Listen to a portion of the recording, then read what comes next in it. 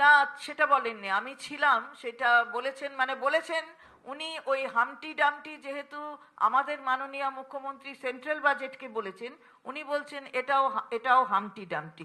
তা আমি এর উত্তর দিয়েছি, কিন্তু তারপরে হঠাৎ মাননীয় বিরোধী দলনেতা তিনি কেন রেগে গেলেন আমি জানি না।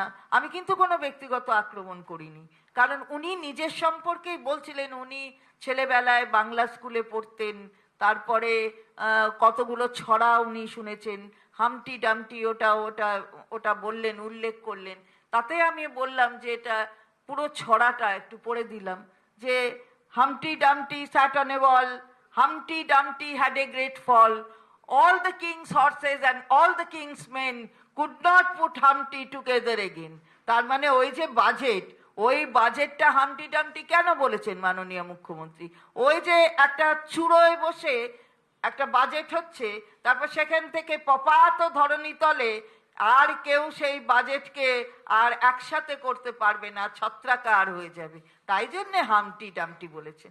তা সেটা ব্যক্তিগত আমি ওনাকে শ্রদ্ধা করে বলেছি যে আপনি বলছেন আপনি বাংলা স্কুলে পড়েছেন, কিন্তু অর্থনীতিবিদ সারা পৃথিবীতে স্বাক্ষর রেখেছেন, আমরা গর্বিত তার জন্য।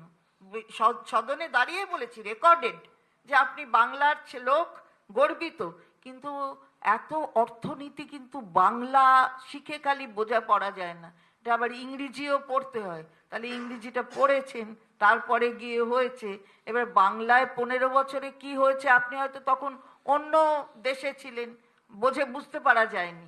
আপনি তো 5 বছরের বিধায়ক, তো অন্য জায়গায় হয়তো ছিলেন, বুঝতে পারেননি। সেটা বলতে বলতে বিরোধী দলনেতা ভাবলেন কি জানি আমি বলেছি, আমি জানি না। আমি কোনোদিন ব্যক্তিগত আক্রমণ আমরা কাউকেই করি না, এটা আমাদের শিক্ষা নয়। বিরোধী দলনেতা ওয়াকআউট করেছেন একটাই কারণে, কারণ অশোক লাহিড়ী বলেই ফেলেছে কেন্দ্রেরটা হামটি ডামটি বাজেট যদি হয়